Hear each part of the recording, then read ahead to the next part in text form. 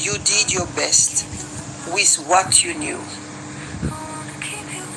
But let me tell you what I know now.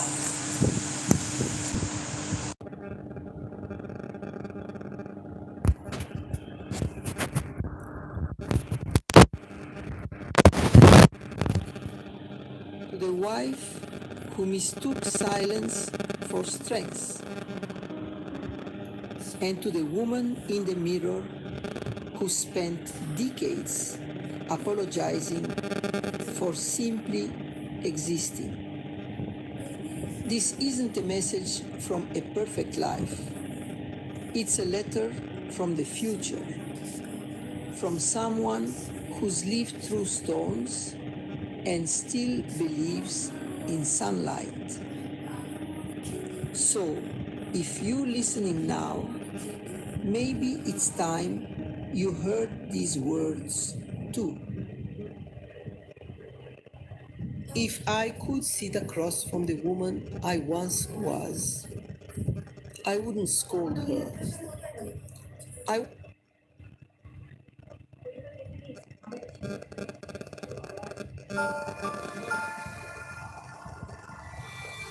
The day you get caught by your wife. Divorce isn't the punishment. The punishment is seeing the pain in her eyes, the silence that follows. It's not about what you did, it's about who she thought you were. Some mistakes.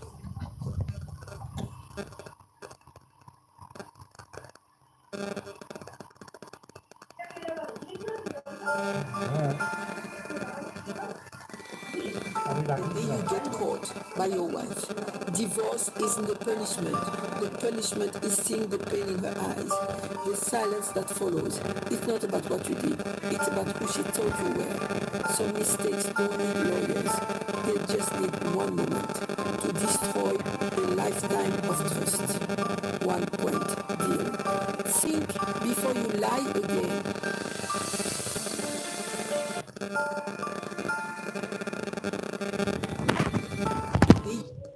If I could sit across from the woman I once was, I wouldn't scold her.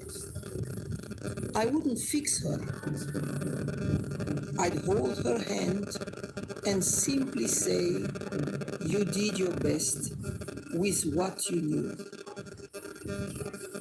But let me tell you what I know now. To the mother who forgot herself in the process of raising everyone else. To the wife who mistook silence for strength. And to the woman in the mirror who spent decades apologizing for simply existing. This isn't a message from a perfect life. It's a letter from the future, from someone who's lived through storms and still believes in sunlight. So, if you're listening now, maybe it's time you heard these words too. If I could sit across from the woman I once was, I wouldn't scold her. I wouldn't fix her. I'd hold her hand and simply say, you did your best with what you knew. But let me tell you what I know now.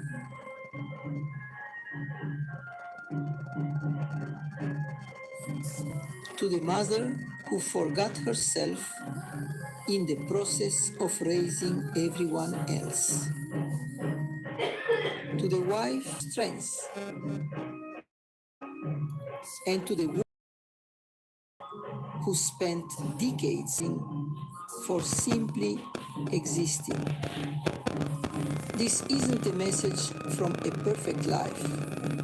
It's a letter from the future, from someone who's lived through storms and still believes in sunlight. So, if you're listening now, maybe it's time you heard these words too.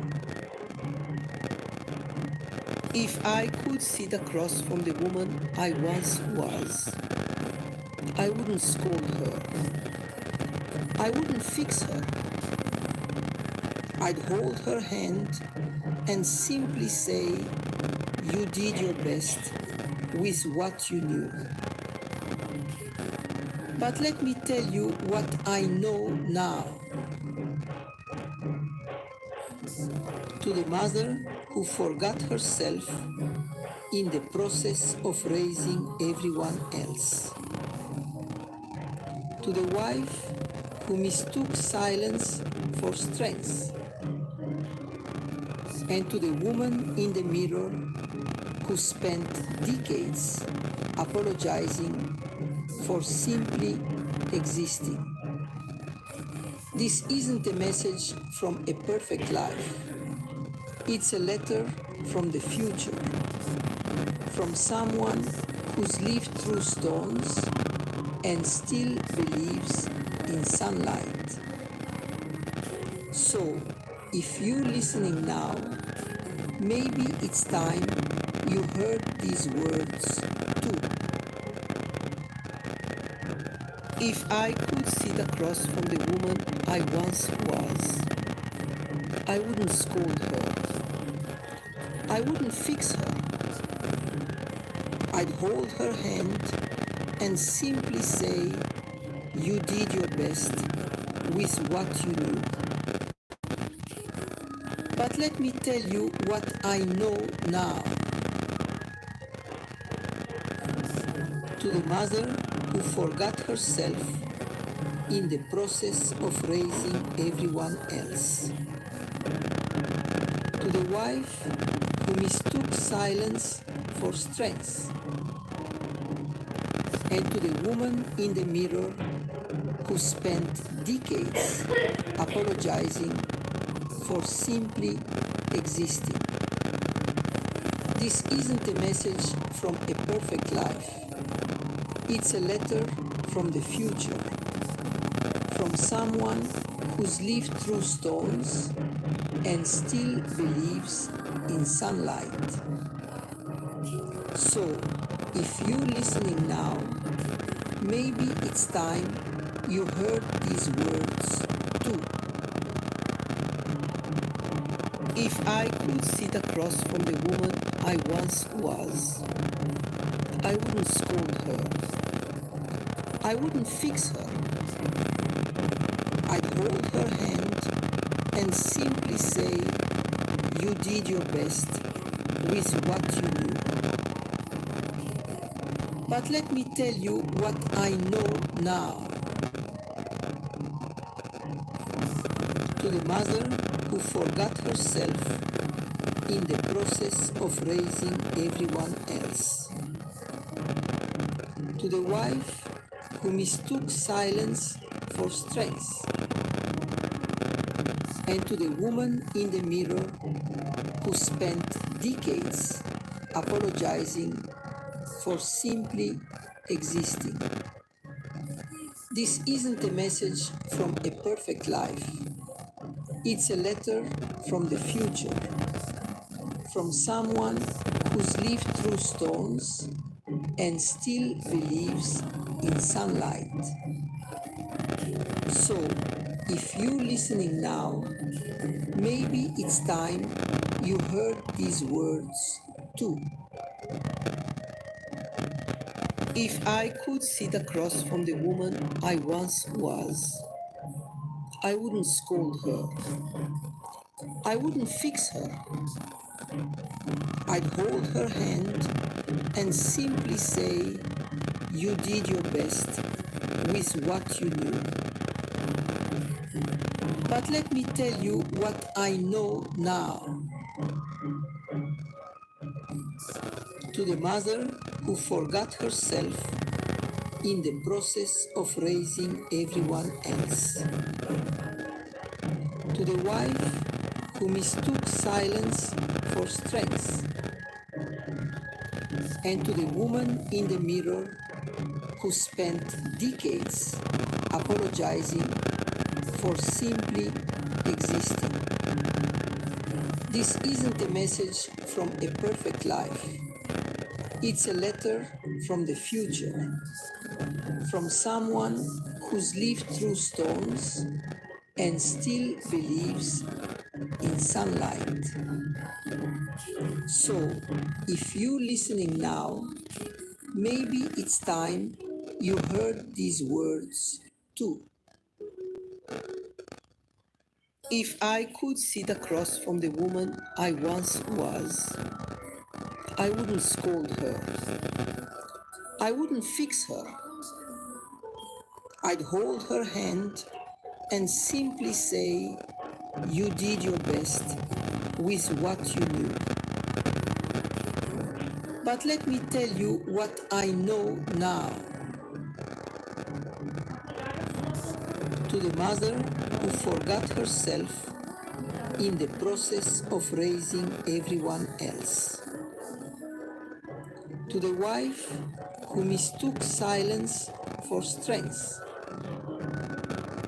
And to the woman in the mirror who spent decades apologizing for simply existing. This isn't a message from a perfect life. It's a letter from the future, from someone who's lived through storms and still believes in sunlight. So, if you're listening now, maybe it's time you heard these words too. If I could sit across from the woman I once was, I wouldn't scold her. I wouldn't fix her. I'd hold her hand and simply say, you did your best with what you knew. But let me tell you what I know now. To the mother who forgot herself in the process of raising everyone else. To the wife who mistook silence for strength. And to the woman in the mirror who spent decades apologizing for simply existing. This isn't a message from a perfect life. It's a letter from the future, from someone who's lived through storms and still believes in sunlight. So, if you're listening now, maybe it's time you heard these words too. If I could sit across from the woman I once was, I wouldn't scold her. I wouldn't fix her. I'd hold her hand and simply say, you did your best with what you knew. But let me tell you what I know now. To the mother who forgot herself. We talk about the weather, the news, even death, but we rarely talk about what it means to truly feel alive in our own bodies.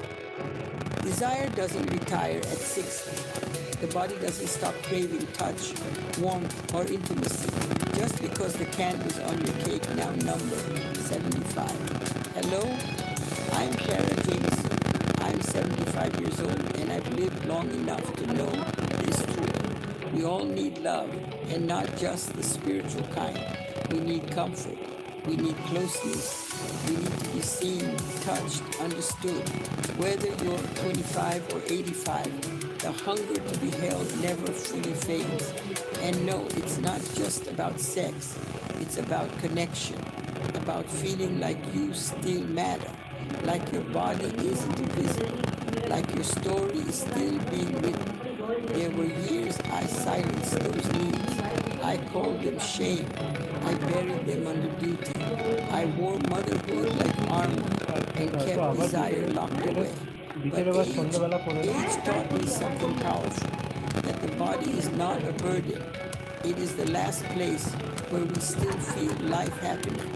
And if you're watching this, wondering whether it's okay to want, তোমারটাও করে রেখেছি পুরো air condition ঘর করে রেখেছি চালানি চলবে ওটা জল টল ঢেলে সব রেখেছি কেন ওই তো ওখানে তো নিচে অনেক পড়ে আছে না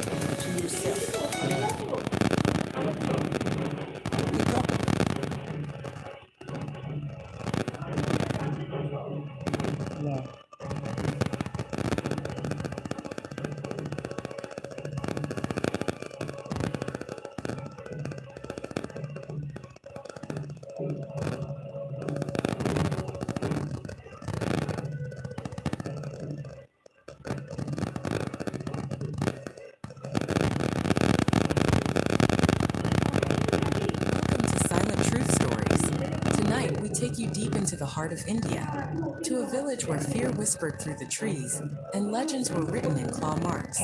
This is not just a tale of a wild beast, it's the story of a silent predator, bound to a temple bell, choosing its victims by ritual, not hunger. This is the Phantom of Beravgar, a true story told in 10 haunting chapters. Let the hunt begin.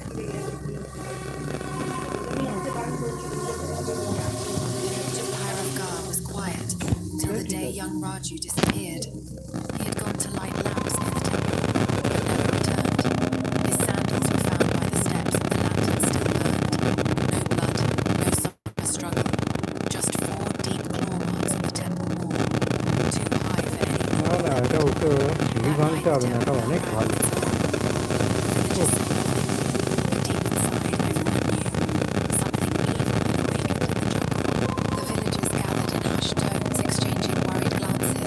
As the legends of the jungle began to surface once more.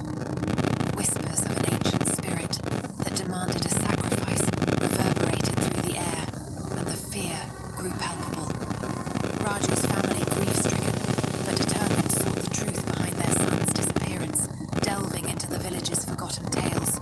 As the sun rose, casting a faint light over Pyrovgar, a young girl named Mira made a bold decision. She would venture into the dense jungle, guided by the stories she had heard, hoping to uncover the truth about Raju's fate. With her father's blessings and a heart full of courage, she stepped forward, ready to face whatever lay ahead.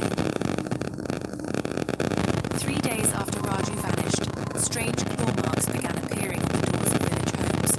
Not scratches, deep, deliberate gashes like warnings carved into the wood. No one saw who or what made them. Every night, one more house was marked.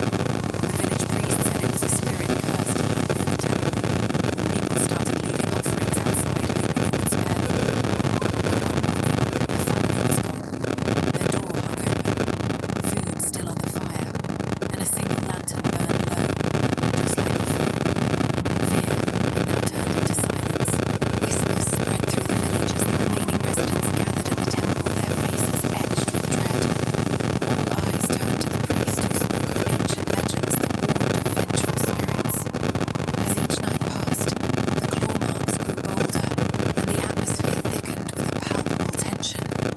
The villagers felt trapped in a nightmare haunted by the presence of the unseen entity.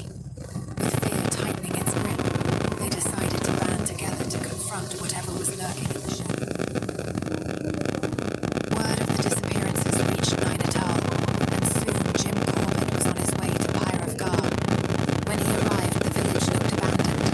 Doors shut, windows sealed, not a child in sight. Only the priest greeted him with folded hands and fear in his eyes.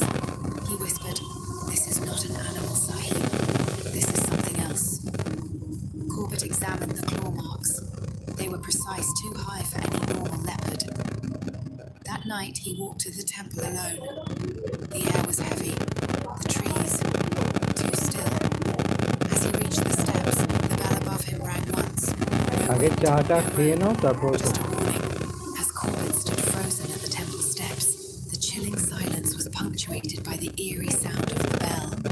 He felt an unsettling presence around him, as if the very Okay. shadows were alive. The villagers had spoken of a creature more sinister than any beast, and the air thickened with unease. Determined to uncover the truth, he took a cautious step forward, the weight of the night pressing down on him. Each creak of the old wood beneath his feet seemed to echo his heart's pounding.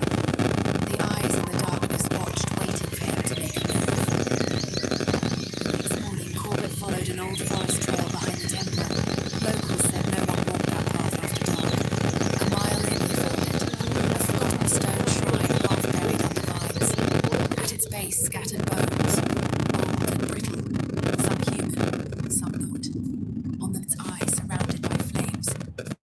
The air felt cold, though the sun was high. As Corbett turned to leave, he saw something move in the trees, too fast to follow. But one thing was clear.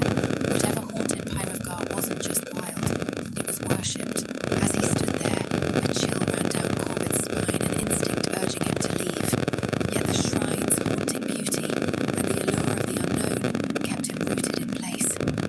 Memories of local tales about sacrifices and the ancient deity worshipped here flooded his mind. With each passing moment, the jungle seemed to come alive, sounds echoing as if the very trees were whispering his words. Just then, a low growl resonated from the shadows, snapping him back to reality. He knew he needed to escape, but something deep within compelled him to stay a little longer. That night, Corbett kept watch near the temple steps. No villagers dared join him. Hours passed. The jungle was silent, too silent. But just before midnight, he felt it. Not a sound, a presence. Slowly, he turned toward the tree line. Two glowing eyes stared back from the dark, steady, unblinking. A shadow shifted behind them, but no growl, no movement, just eyes watching. Then, as suddenly as they appeared, they vanished. Corbett didn't sleep that night. He didn't fire his rifle either. Something told him that was the moment.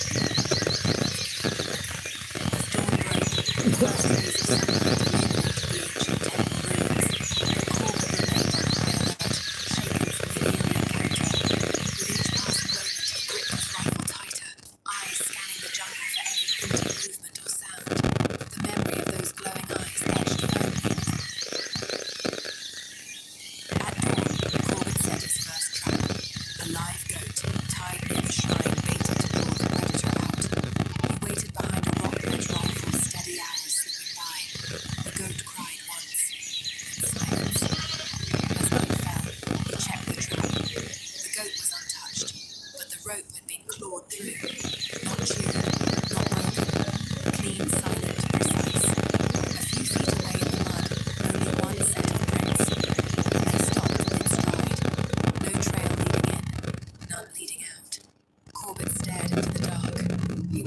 hunting it. It was studying him. Corbett's expression shifted from determination to unease as he scanned the dark trees surrounding him, his breath visible in the cold night air. The forest felt alive each rustle of leaf.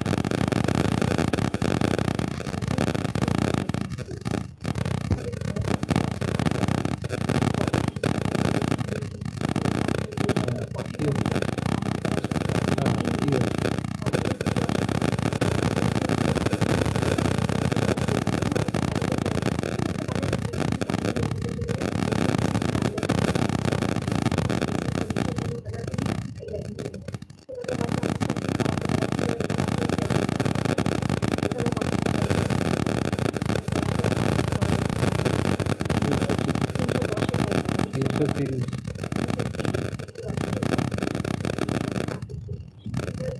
ज़्यादा और घूमना इधर चुपचाप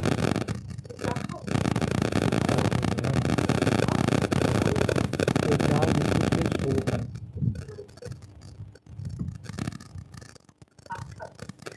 भात तो खाओ ও পড়ে থাকে আরে চা খাও যা গরম না মাথা খারাপ করে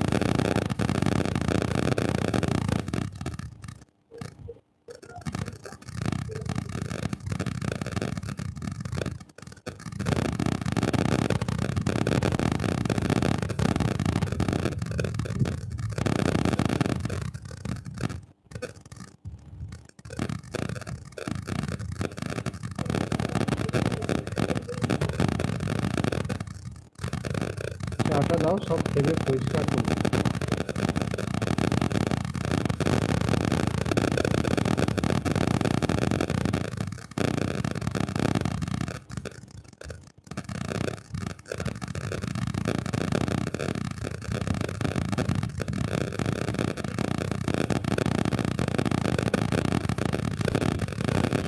He was heightening his senses. He began to question the nature of his prey. Was it hunting him, or merely observing the weight of the silence pressed upon him, and he could feel the tension in the air? This morning an old hermit appeared at the edge of the village. No one had seen him in years, but he asked for Corbett by name. Sitting beneath a neem tree, he spoke in a trembling voice. This is not a leopard. It's cursed, bound to the temple. It hunts only when the bell rings. Corbett listened in silence. The hermit handed him a rusted amulet with the same ice that he saw at the jungle shrine. You won't kill it with bullets, the old man whispered. You'll need timing and truth. And just as quietly he left. No one saw where he went. Corbett stood there, the weight of the old man's words heavy on his mind. He stared at the amulet, realizing that this hunt was unlike any he had faced before. As dusk settled in, he felt a pull toward the ancient temple, where the legend of the creature lingered like a whisper. The eerie silence of the jungle surrounded him, challenging him to uncover the truth behind the curse and the beast that haunted the villagers. Corbett prepared his final trap. He placed himself inside the temple just before dusk, the amulet from the hermit tied around his wrist. The village bell, untouched for days, was set to ring at sundown. As the sky turned red, the bell tolled. Once, twice, then silence. Moments later, the temple doors creaked. A low growl echoed inside. Shadows shifted along the walls. Corbett didn't move. He held his breath. Then, a flicker of eyes in the dark, closer than ever. The beast had come. And this time, it didn't learn to wait. With heart pounding and instincts sharp, Corbett steadied himself, ready to face whatever emerged from the darkness. His mind raced as fear danced within him, but his resolve held firm. The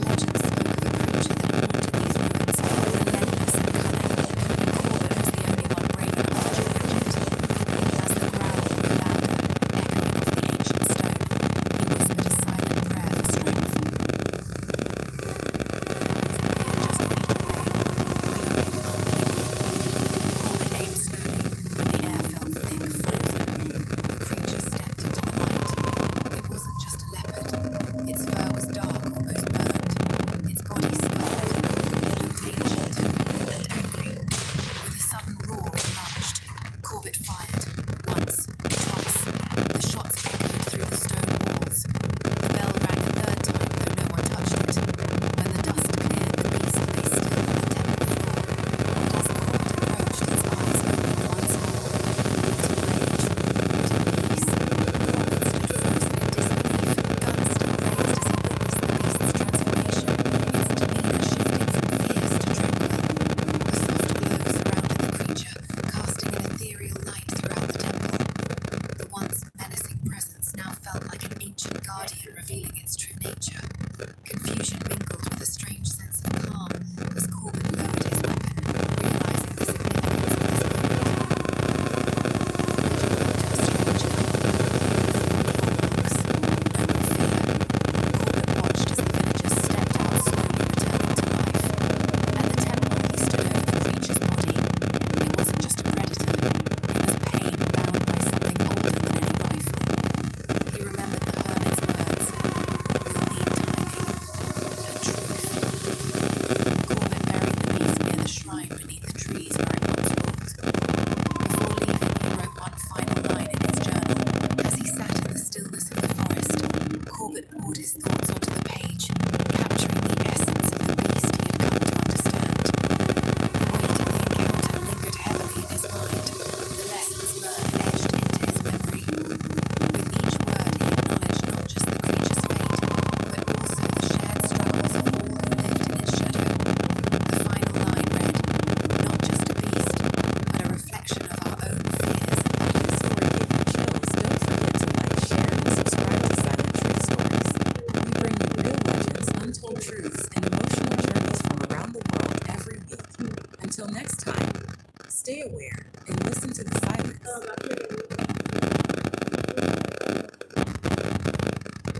The air hung thick with tension as Jim Corbett remained alert, every rustle becoming a heartbeat in the oppressive silence. He understood that the jungle had its own rhythm, and tonight it seemed to pulse with a fear that echoed his own. In 1929, the village of Palau fell silent. 27 people were killed, not at night, but in broad daylight. Children vanished. Priests inside the temple. No one left their homes. When Jim Corbett arrived, the villagers stayed hidden. Their eyes told the story. They were trapped in fear. In the forest, they found warlocks high in trees and barbarics circled the village like a wolf. That night, under a lonely maple tree in the wilderness, the jungle made no sound. She didn't know how to look. She felt her presence. She remembered the woods. This hunter just waited. His head slowly as Jim focused on the faint sounds around him, knowing that the timing could strike at any moment. The village's fear weighed heavily on him, fueling his determination to end this terror once and for all.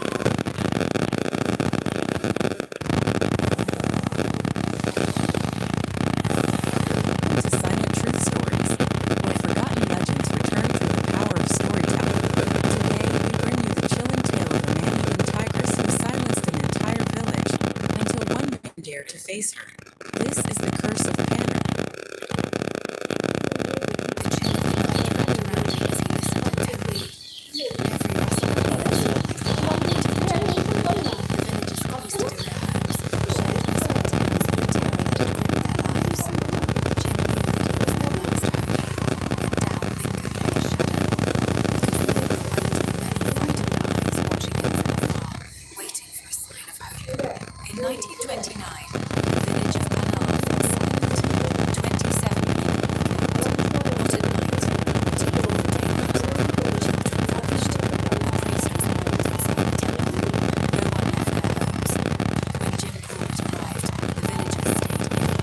Their eyes told the story. They were trapped by fear. In the forest, he found একটু মুরগি দিবে।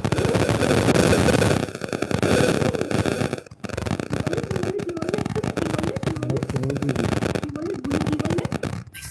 একটু মুরগি দিবা, বিক্রির জন্য। warlocks high in trees and puglarks circling the village like a warning. That night, under a lone peepul tree, waited.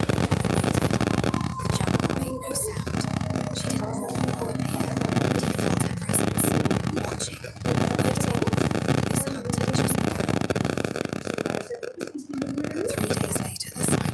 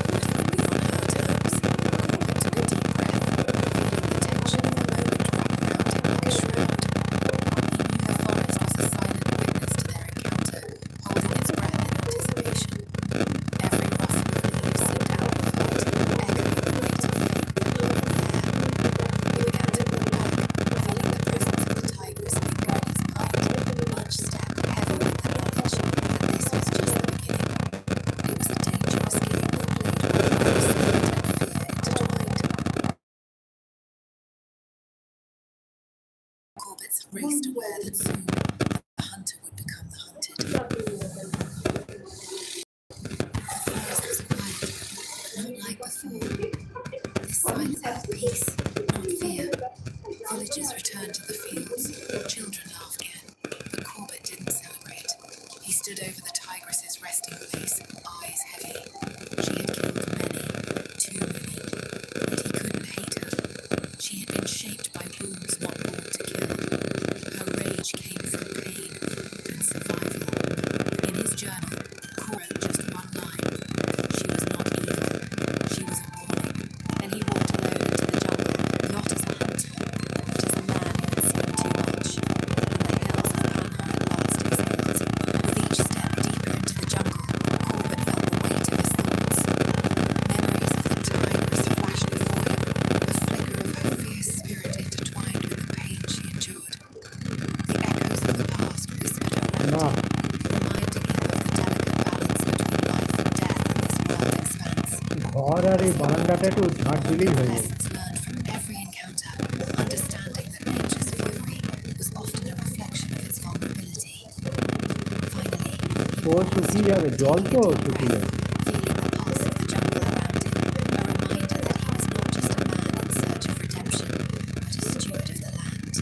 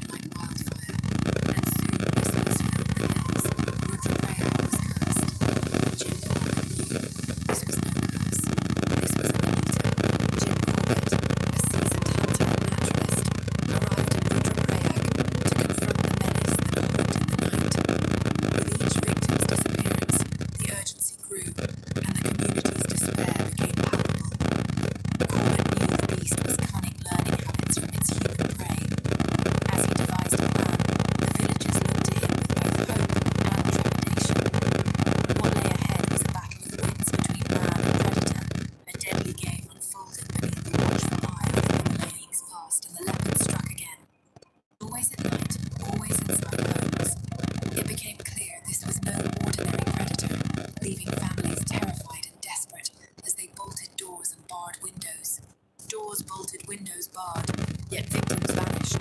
Families huddled together, but the leopard found ways slipping through tiny gaps and tearing through roofs, dragging prey silently into the dark. Villagers left offerings, prayers, even abandoned homes. But nothing worked. The leopard wasn't just hunting, it was learning, adapting to every defense put in place. As the body count rose past 50, the government called for help. Only one name came forward, Jim Corbett, known for his fearless approach to tackling bonitas. With each passing night, the stakes grew higher. Jim prepared meticulously, knowing that this predator was unlike any he had faced before, more cunning and relentless. The tension in the village reached a breaking point as whispers spread about Corbett's plans. Each evening brought new fears as the leopard stalked closer to potential Jim. Corbett reached Rudraprayag. The town felt like a ghost village. Streets empty, shops closed, doors bolted tight even in daylight. The local priest met him with trembling hands. Sahib, he whispered, this is no ordinary beast. It moves like a shadow, and it fears no man. Corbett examined the homes. Claw marks on window frames, blood trails that ended without footprints. The leopard was smart, careful, and patient. That night, Corbett sat alone outside a hut, rifle ready. The jungle around him pulsed with silence. Somewhere out there, the hunter watched the hunter. The night stretched on silence, wrapping around him like a shroud. Every crack of a twig set his heart racing. Every rustle sent a thrill of anticipation coursing through his veins. Hours passed in active searching, and suddenly a flash of movement caught his eye. A silhouette slipping between the trees. Corbett's blood remained every instant sharper as he prepared for the encounter. He knew that this was not merely a hunt.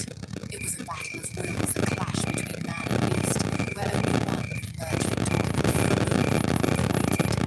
Hours passed. The village was silent, too silent. No dogs barked, no owls called. Suddenly, a faint rustle near the edge of the clearing. Corbett's heart raced. He raised his rifle eyes, scanning the dark. But there was nothing. Then a whisper of movement behind him, the unmistakable sound of padded feet on dry leaves. Slowly he turned. Two glowing eyes stared back from the shadows. The leopard. But before Corbett could fire, it was gone. A ghost in the night. This hunt would not be easy. Corbett crouched low, scanning the tree line with intense focus. Potentially helpful if it could not tell. The darkness around him pulsed with unseen dangers. Every crack of a twig felt like an alarm. He had hunted many creatures before, but this time it was different. The thrill of the chase seemed to drop. Each second felt like an eternity, the quiet only broken by his own pounding heart. Shadows dark on the forest floor, teasing him with the promise of movement, yet revealing. Next evening, Corbett set a trap. He positioned himself on a rocky ledge overlooking a goat tied as bait. Hours dragged by. The night deepened, shrouded in suspense. Then, a soft rustle. Corbett's finger tightened on the trigger. Shadows moved near the goat, but it wasn't the leopard. It was a jackal. Frustrated, Corbett waited longer. Suddenly, a chilling realization struck him. The bait was untouched, yet faint tracks circled his position. The leopard had been there, watching, but never approaching. This wasn't just a predator. He was a master of the game. Corbett's heart raced as he processed the unsettling truth. This was no ordinary hunt. He was up against a clever foe. The jungle around him felt alive, each rustle igniting his senses. He scanned the shadows, intent on spotting any movement. He adjusted his stance, prepared for an unexpected confrontation. Corbett followed fresh tracks deep into the jungle. The air was still, every sound magnified. Suddenly, a soft rustle to his right. His heart pounded. Slowly, he raised his rifle. Then, in a flash, the leopard lunged from the shadows. Claws grazed his coat as he stumbled back, firing instinctively. The shot rang through the trees, but when he looked, the leopard was gone. Corbett stood shaking, realizing he'd come face to face, and barely escaped. With adrenaline coursing through his veins, Corbett took a deep breath, scanning the darkness for any sign of movement. He knew the jungle was alive, but tonight it felt like it was holding its breath, waiting. Each shadow seemed to dance, and every rustle echoed like a whisper of warning. Just ahead, a pair of glowing eyes pierced through the undergrowth.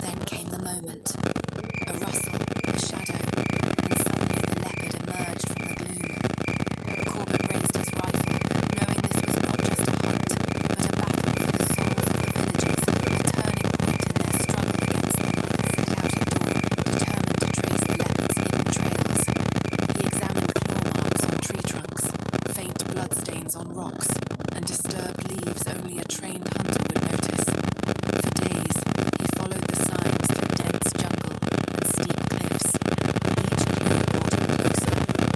Then one evening, he found it, a narrow cave tucked into the hillside littered with bones. Corbin's pulse quickened. This was the leopard's lair, and tonight the final confrontation would begin. As dusk fell, the jungle came alive with sounds, distant calls and rustling leaves that heightened Corbin's senses. He knew this encounter would test every ounce of his skill and courage. With each heartbeat echoing in his ears, he took a deep breath and prepared to enter the lair.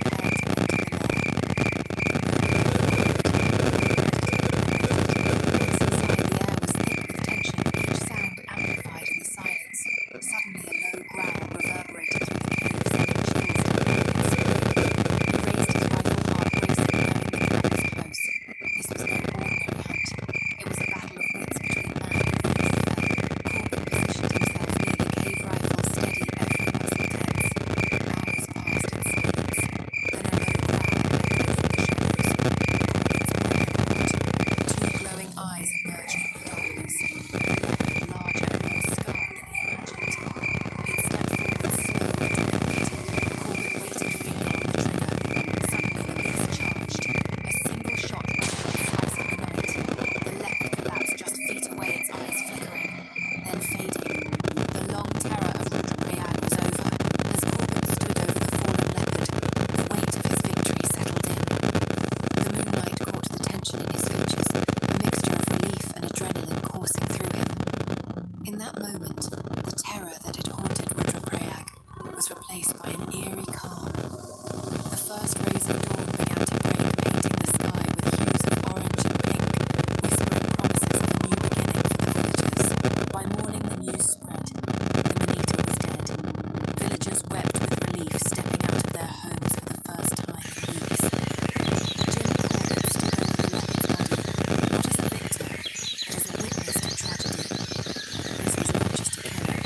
He knew it was a creature shaped by hunger, injury, and survival. As he wrapped his rifle, Corbin looked once more at the silent jungle and whispered, "We share this land, but we forget its rules." With that, the legend of Rudraprayag came to an end. But its shadow would live on. The jungle remained silent, yet every rustle of leaves and distant call of wildlife echoed the unresolved tales of creatures who roamed this land. Corbett felt the weight of countless lives intertwined, the predator and prey, each playing their part in a story as old as time. While the villagers celebrated a newfound freedom, Corbett understood that this victory was bittersweet. The balance of nature had been disturbed, and the jungle had its own rules, rules not easily forgotten. As the sun rose higher, casting long shadows, the real challenge began to honor the memory of what once was, while embracing the uncharted road ahead. Thank you for joining us on this journey through one of the most chilling true hunts in history, the man-eating leopard of Rudraprayag. If this story moved you or left you wondering about the untamed wild, please like, share, and subscribe to Silent Truth Stories. We bring you real legends, unforgettable hunts, and emotional truths from across the world. Until next time, stay curious, stay brave, and remember, every shadow holds a story.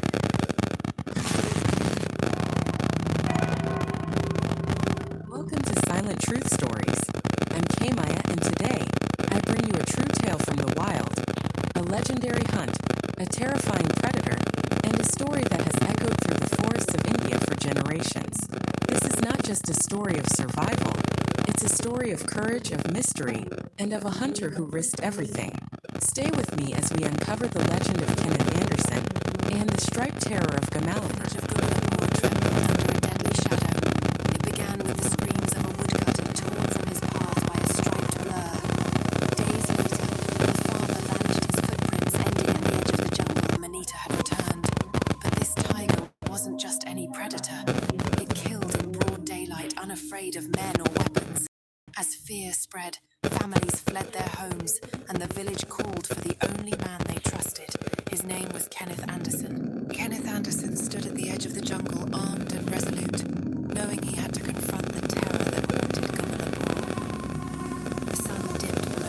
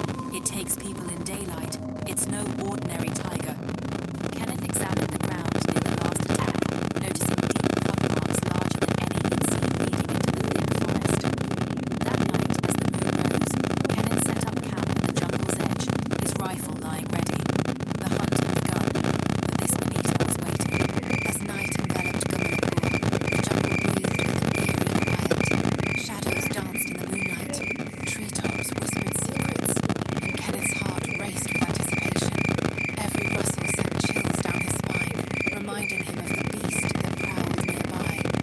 Then in the depths of the forest, he caught a glimpse. A massive tiger, its eyes gleaming like twin lanterns, observing him from the shadows, calculating its next move.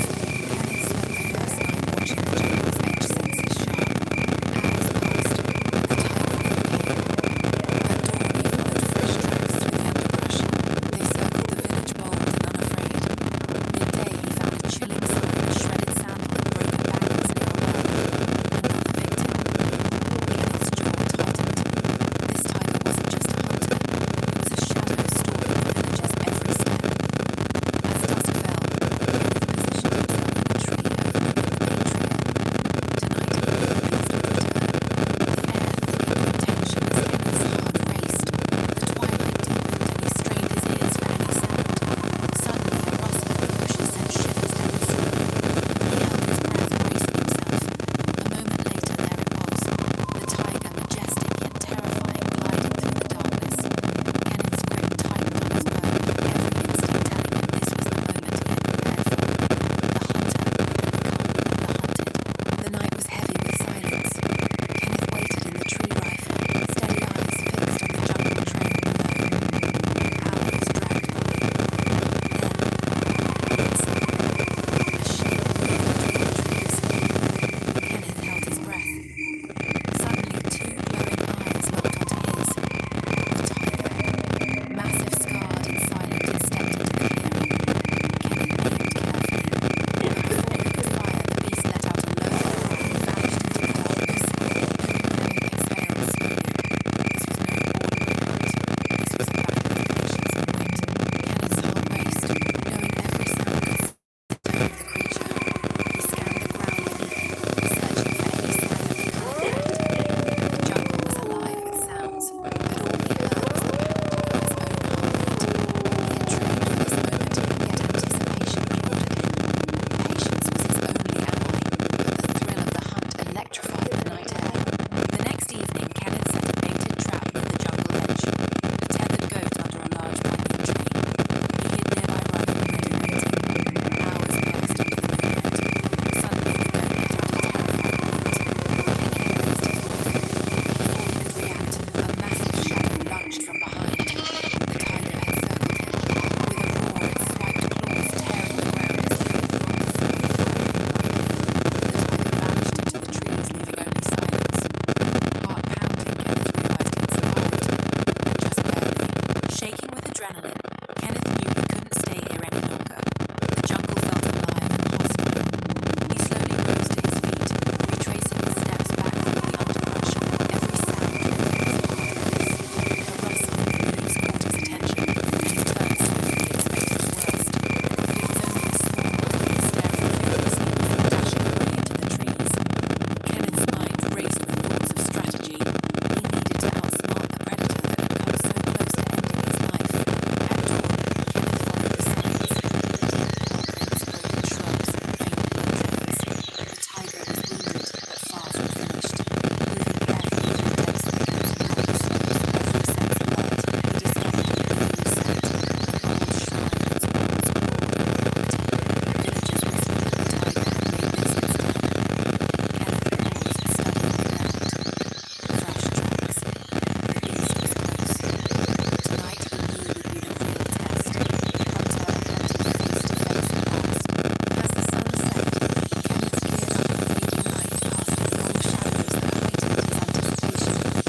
He could feel the air thickening with unspoken tension. In the distance, the injured tiger lurked, its eyes glowing like embers in the darkness. Each breath, both hunter and hunted, echoed in the silence, the forest alive with suspense. This was no ordinary hunt. It was the hunt of wits, its longing. The night was about to unfold, revealing the blood versus beast. As night fell, Kenneth positioned himself near the old shrine rifle point, breath steady. The jungle was unnaturally quiet, and suddenly a low growl echoed from the shadows. Two amber eyes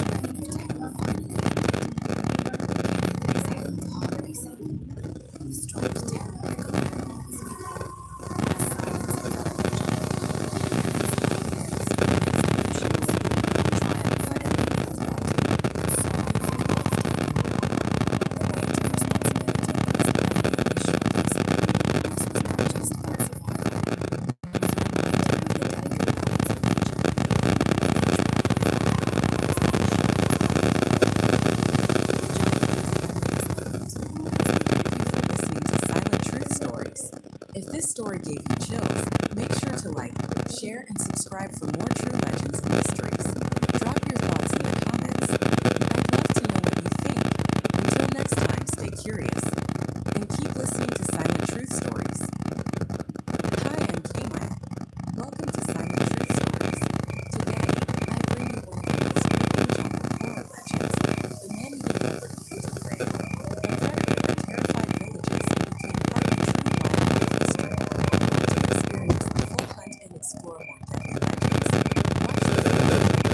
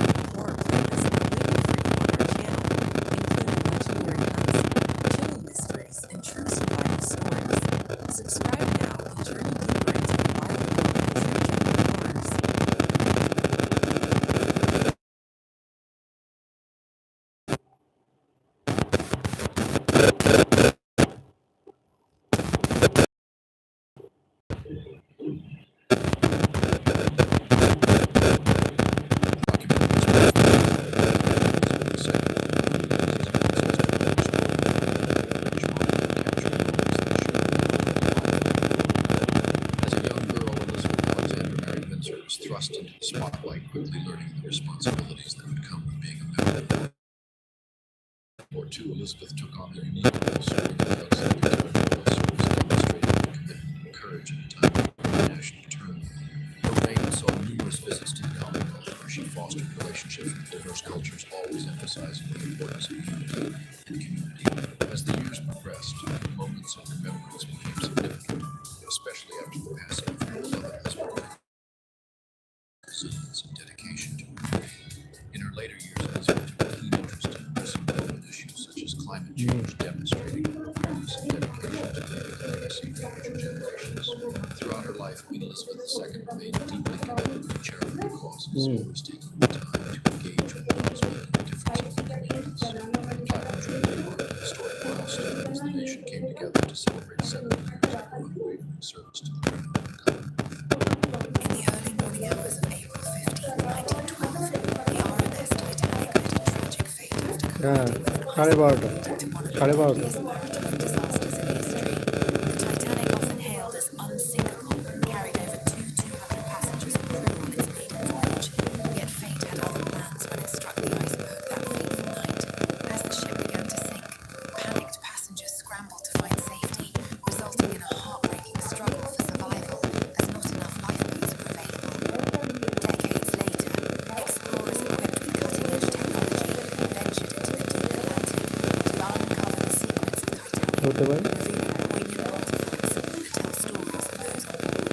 The discoveries made during these expeditions not only shed light on the ship's tragic past, but also sparked renewed interest in the stories of its passengers, many of whom dreams were tragically cut short. As researchers continue to explore the wreck they face, not only the physical challenges of deep-sea exploration, but also the ethical considerations of preserving the memory of those who perished.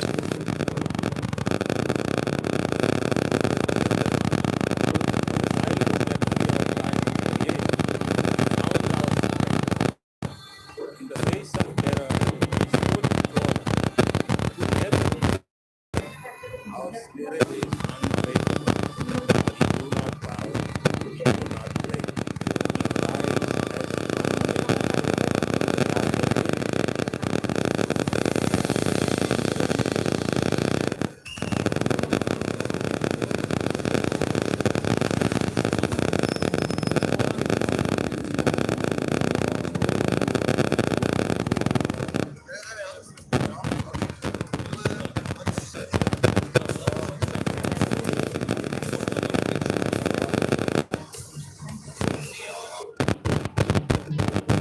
as She winked and lost a layer of trust.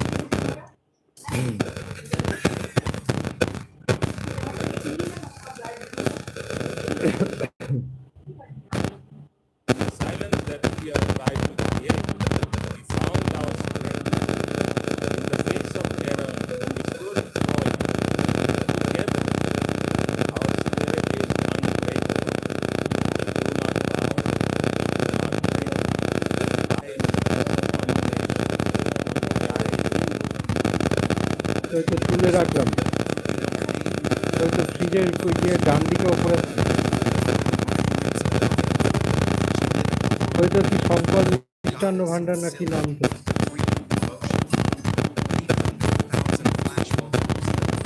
হ্যাঁ কৃষ্ণনগরের ছিল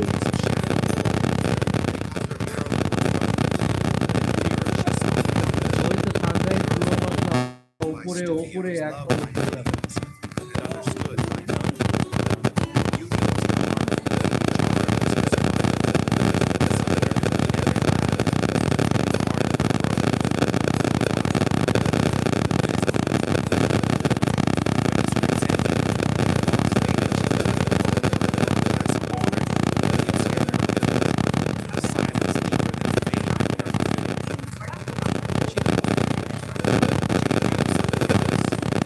Shadow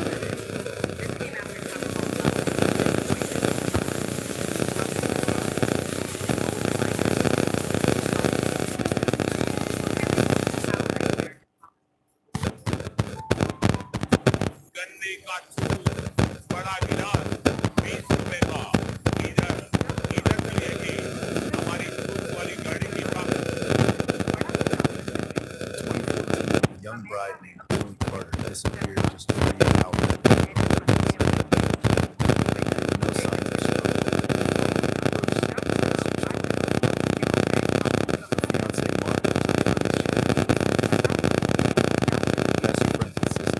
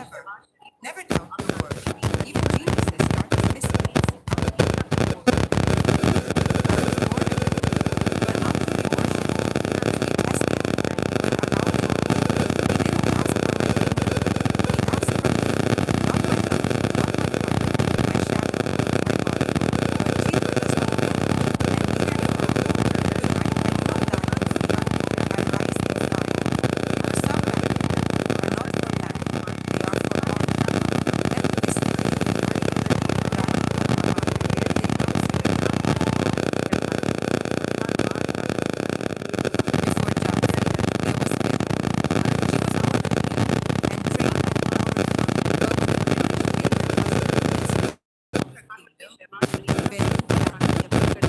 For 8 years, she lived in silos, training, building weapons, raising an army. He didn't know the whole game. Then came the fight, way to struggle with the British. A woman in her army set fire to the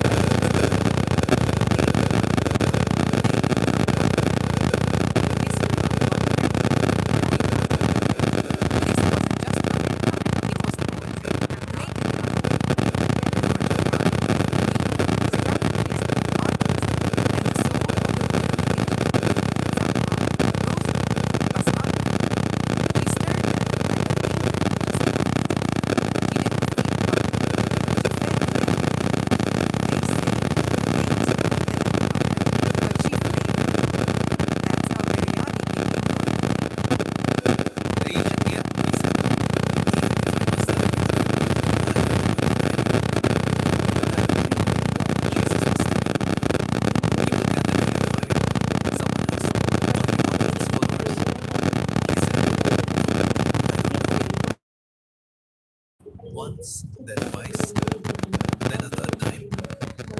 And then the rooster crowed. His eyes met Jesus. He turned away and wept. But Jesus forgave him. He still loved him.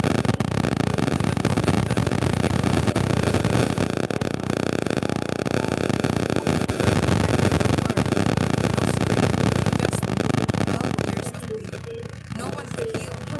No one even looked at me. But in the crowd, I saw him. I didn't shout. I didn't ask. I just watched him. The edge of his robe was scarlet.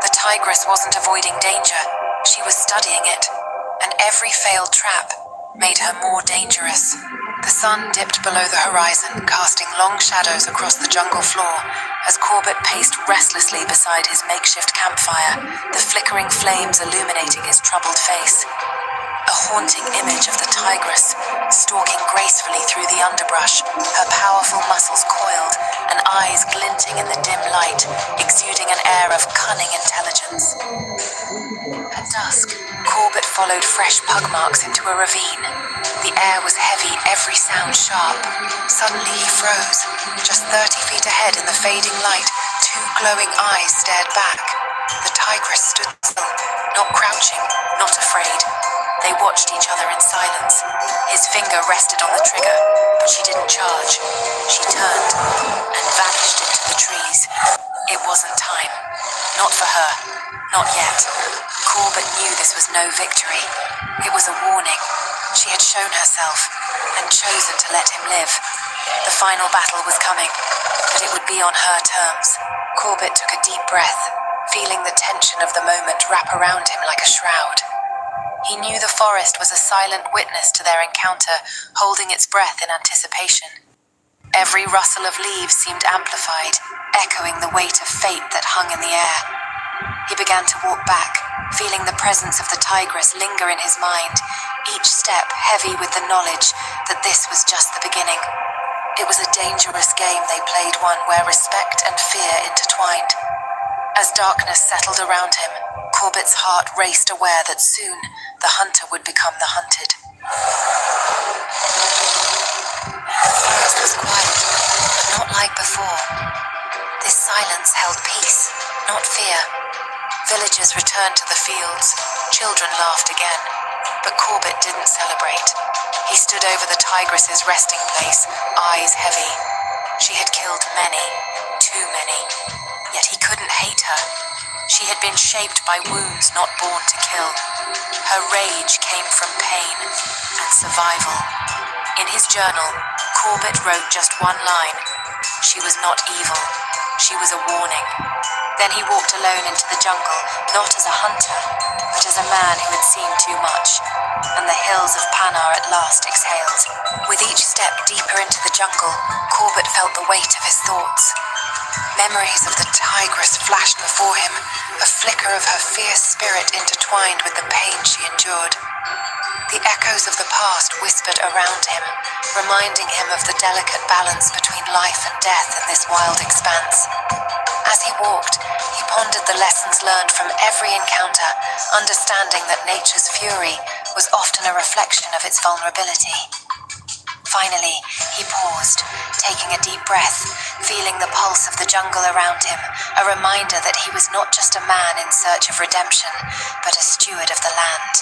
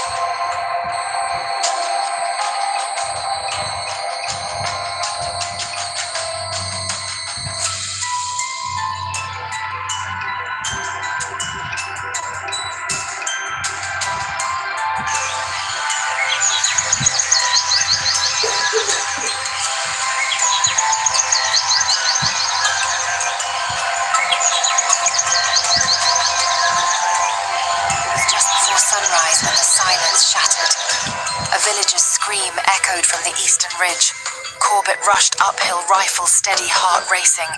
In the clearing, he saw her, standing over a fallen man, her eyes locked on him. No time to think. One shot rang out. The tigress stumbled, growled, then charged. Corbett fired again. She dropped just feet away, her breath heavy, not like fading. The jungle held its breath. Not after weeks of fear, villagers returned to the fields, but victory children like triumph. As he looked into her lifeless eyes, he stood over the tigress's resting place, eyes heavy. A hunter she'd killed many, and a life taken. Corbett felt the weight of the moment pressing down on him, the jungle around him awakening to the morning light. Her rage came from pain. Each rustle of leaves carried memories of fear and in his journal, reminding him of the villagers who had lived in she was not evil. He knew this was no celebration. Then he walked. It was a somber acknowledgement of the balance disrupted as a man who had seen as he rose to his feet, and the hills, the sound of distant drums began to echo as he ventured deeper into the jungle. The memories of the tigress lingered in his mind. Corbett's heart was heavy with the knowledge that in saving lives, birds had taken one forever, intertwining their fates in this untamed world. Each step reminded him of the delicate balance between man and beast and the struggles of survival. This journey was not just about hunting anymore. It was about understanding. Corbett paused, sensing the pulse of the wilderness, recognizing its beauty and brutality intertwined. He knew the stories of every creature hidden among the ferns, their lives woven into the fabric of the land. With each breath, he acknowledged the fragility of life, both human and animal, and in that moment, he found a quiet resolve to protect this world, not destroy it.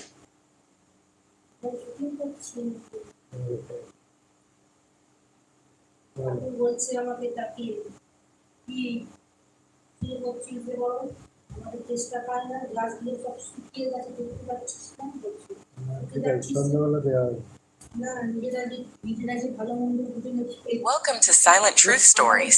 Tonight, we take you deep into the heart of India, to a village where fear whispered through the trees and legends were written in claw marks. This is not just a tale of a wild beast. It's the story of a silent predator, bound to a temple bell, choosing its victims by ritual, not hunger. This is the Phantom of Bairavgarh, a true story told in 10 haunting chapters. Let the hunt begin.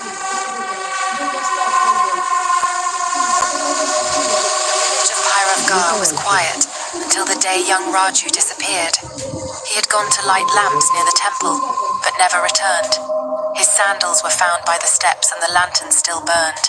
No blood, no signs of a struggle, just 4 deep claw marks on the temple wall, too high for any normal leopard. That night the temple bell rang on its own. The villagers said nothing, but deep inside everyone knew something evil had awakened in the jungle. The villagers gathered in hushed tones, exchanging worried glances as the legends of the jungle began to surface once more. Whispers of an ancient spirit that demanded a sacrifice reverberated through the air, and the fear grew palpable. Raju's family, grief-stricken but determined, sought the truth behind their son's disappearance, delving into the village's forgotten tales.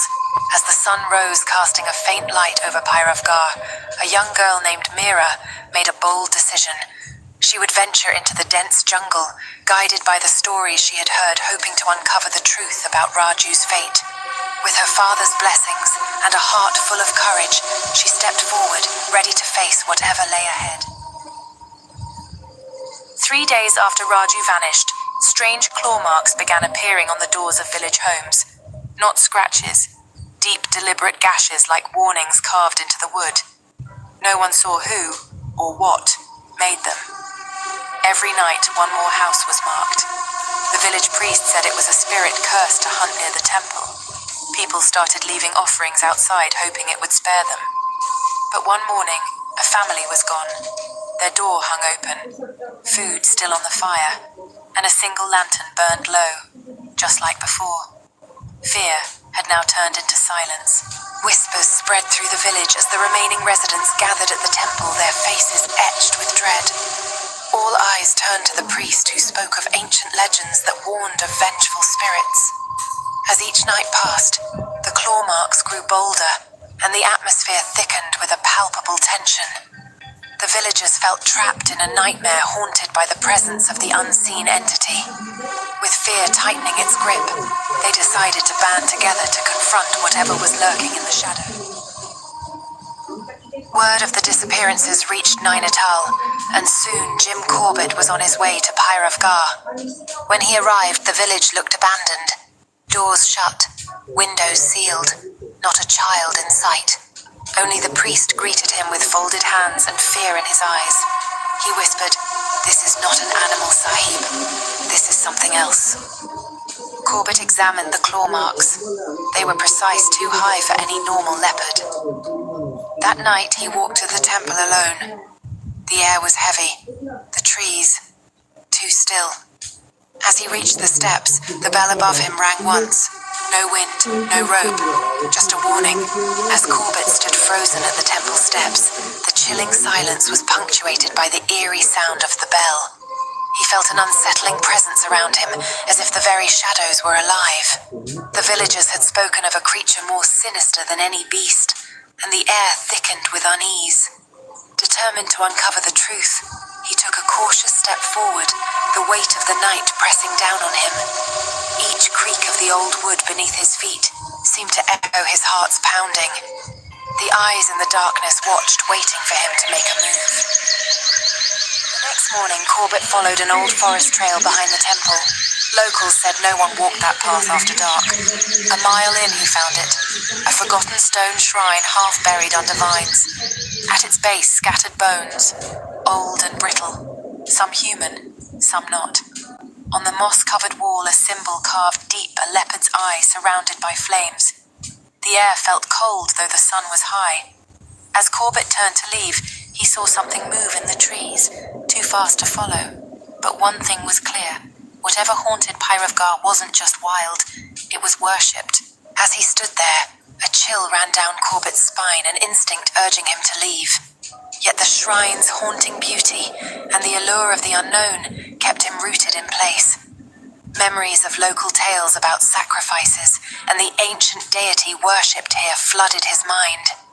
With each passing moment, the jungle seemed to come alive, sounds echoing as if the very trees were whispering secrets. Just then, a low growl resonated from the shadows, snapping him back to reality. He knew he needed to escape, but something deep within compelled him to stay a little longer. That night, Corbett kept watch near the temple steps. No villagers dared join him. Hours passed. The jungle was silent, too silent. Then just before midnight, he felt it. Not a sound, a presence. Slowly, he turned toward the tree line. Two glowing eyes stared back from the dark, steady, unblinking. A shadow shifted behind them, but no growl, no movement, just eyes watching. Then, as suddenly as they appeared, they vanished. Corbett didn't sleep that night. He didn't fire his rifle either. Something told him that wasn't the moment. That the game had begun. As dawn broke, the first rays of sunlight illuminated the ancient temple ruins, but Corbett remained on high alert, shaken from the eerie encounter. With each passing moment, he gripped his rifle tighter, eyes scanning the jungle for any hint of movement or sound. The memory of those glowing eyes etched firmly in his mind. At dawn, Corbett set his first trap. A live goat, tied near the shrine, baited to draw the predator out. He waited behind a rock ledge rifle, steady hours slipping by. The goat cried once, then silence. As night fell, he checked the trap. The goat was untouched, but the rope had been clawed through. Not chewed, not broken. Clean, silent, precise. A few feet away in the mud, only one set of prints, and they stopped mid-stride. No trail leading in, none leading out. Corbett stared into the dark. He wasn't hunting it. It was studying him. Corbett's expression shifted from determination to unease as he scanned the dark trees surrounding him, his breath visible in the cold night air. The forest felt alive, each rustle of leaves heightening his senses. He began to question the nature of his prey. Was it hunting him, or merely observing the weight of the silence pressed upon him, and he could feel the tension in the air? The next morning, an old hermit appeared at the edge of the village. No one had seen him in years. He asked for Corbett by name. Sitting beneath a neem tree, he spoke in a trembling voice.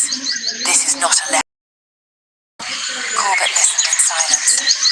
The hermit handed him a with the same eye symbol he saw at the jungle shrine. "You won't kill it with bullets," the old man whispered. "You'll need timing and truth." Then just as quietly he left.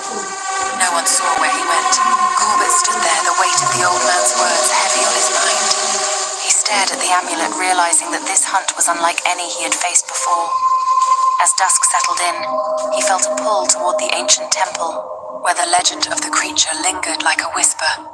The eerie silence of the jungle surrounded him, challenging him to uncover the truth behind the curse and the beast that haunted the villagers. Corbett prepared his final trap. He placed himself inside the temple just before dusk, the amulet from the hermit tied around his wrist. The village bell, untouched for days, was set to ring at sundown. As the sky turned red, the bell tolled. Once, twice, then silence. Moments later, the temple doors creaked. A low growl echoed inside. Shadows shifted along the walls. Corbett didn't move. He held his breath. Then, a flicker of eyes in the dark, closer than ever. The beast had come, and this time, it didn't plan to wait. With heart pounding and instincts sharp, Corbett steadied himself, ready to face whatever emerged from the darkness. His mind raced as fear danced within him, but his resolve held firm. The legends spoke of a creature that haunted these ruins, relentless and cunning, and Corbett was the only one brave enough to challenge it. As the growl grew louder, echoing off the ancient stone, he whispered a silent prayer for strength. The eyes appeared just feet away, glowing, unblinking. Corbett aimed slowly, but the air felt thick, frozen. The creature stepped into the light. It wasn't just a leopard. Its fur was dark, almost burned. Its body scarred. It looked ancient and angry. With a sudden roar, it lunged. Corbett fired. Once, twice. The shots echoed through the stone walls. The bell rang a third time, though no one touched it. When the dust cleared, the beast lay still on the temple floor. But as Corbett approached, its eyes opened once more. Not in rage, but in peace. Corbett stood frozen in disbelief, gun still raised as he witnessed the beast's transformation, its demeanor shifting from fierce to tranquil. A soft glow surrounded the creature, casting an ethereal light throughout the temple. The once menacing presence now felt like an ancient guardian revealing its true nature. Confusion mingled with a strange sense of calm as Corbett lowered his weapon, realizing the significance of this moment. The village awoke to a strange calm. No more claw marks, no more fear. Corbett watched as the villagers stepped out slowly, returning to life. At the temple, he stood over the creature's body. It wasn't just a predator. It was pain bound by something older than any rifle. He remembered the hermit's words, "You'll need timing and truth." Corbett buried the beast near the shrine beneath the trees where it once ruled. Before leaving, he wrote one final line in his journal. As he sat in the stillness of the forest, Corbett poured his thoughts onto the page, capturing the essence of the beast he had come to understand. The weight of the encounter lingered heavily in his mind, the lessons learned etched into his memory. With each word, he acknowledged not just the creature's fate, but also the shared struggles of all who lived in its shadow. The final line read, "Not just a beast, but a reflection of our own fears and If battles." this story gave you chills, don't forget to like, share, and subscribe to Silent Truth Stories.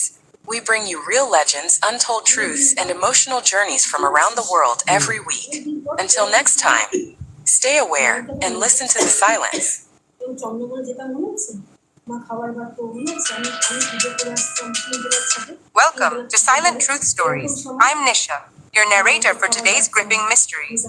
Join me as we dive into the world of Sherlock Holmes, where every minute reveals a silent truth and every clue demands attention. Let the game begin.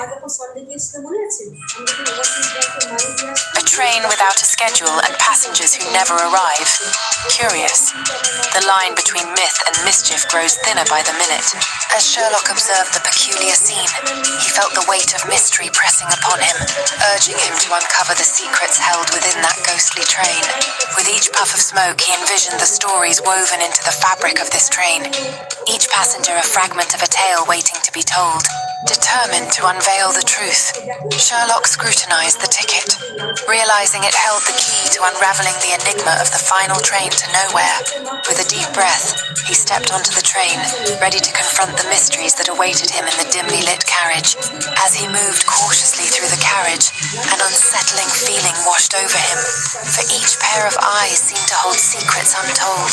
Gazing through the misty window, he pondered whether this was truly a journey through space, or merely a descent into the depths of his own psyche. The diary revealed a chilling account of past passengers who vanished without a trace, urging Sherlock to piece together their fates before it was too late. In the heart of London, a peculiar painting hangs in the shadows of Baker Street, whispering secrets that stir the mind of Sherlock Holmes. Art may imitate life, but when it whispers back, it becomes a suspect. I always say, examine the brushstroke as keenly as the alibi. As he studies the intricate details, the air thickens with tension, and Holmes senses that something is amiss. A shadow moves just beyond the glass, hinting at a presence that may be connected to the whispers of the artwork. Papers flutter around the dimly lit room, each scribble a piece of an intricate puzzle, leading Holmes down a rabbit hole of history and intrigue. Suddenly, the painted figure appears to flicker, hinting at a message hidden in the brushstrokes waiting for discovery. With each note he jots down, Holmes draws closer to the truth, the air crackling with anticipation as the painting looms behind him like a silent accomplice. His keen eye catches something unusual, a brushstroke that bears the unmistakable mark of a fingerprint intertwining the worlds of art and crime. Rooms harbour more than secrets. I've solved murders in less haunted chambers than that cursed suite. The air is thick with tension as Sherlock leans closer, aware that every detail could lead him to uncover the dark truth concealed within these four walls. The words etched on the pages reveal a chilling past, drawing Sherlock deeper into the haunted history of this room, where every clue may unveil a hidden horror. As thunder rumbles in the distance, Sherlock reflects that the storm outside parallels the brewing storm, within where truth and deception clash violently. In the flickering candlelight, an unseen presence emerges, prompting Sherlock to confront the shadows lurking in both the room and the heart of the mystery. With each frantic word, the figure unveils a tale of regret and sorrow, compelling Sherlock to connect the dots that lead to the haunting events of Room 606. The photograph reveals a connection to the past, igniting Sherlock's resolve to uncover the tragic fate that intertwines the lives captured in the image with Room 606. When a bell tolls for the first time in a century, it rings not for the ears, but for justice long denied. In his study, Sherlock Holmes reviews a cryptic letter, the clues intertwining with his thoughts like dark tendrils of memory, while the distant sound of the tower's silence echoes in his mind. Venturing into the moonlit alley, Sherlock Holmes uncovers hidden symbols that pulse with secrets of a past, intertwined with the justice he yearns to restore. Unbeknownst to Holmes, a dark figure watches from the shadows, fueling the tension in the air, while our detective steels himself for the confrontation that could lead to long-awaited justice.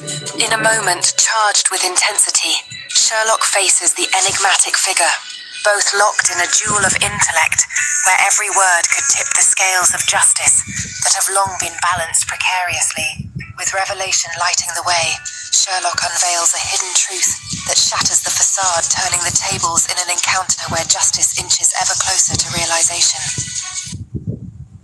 A ghost with fingerprints, a shadow with motive elementary, if the dead still have a reason to kill. As Sherlock stands on a foggy London street, he contemplates the case before him, while Dr. Watson expresses concern over the sensational details in the new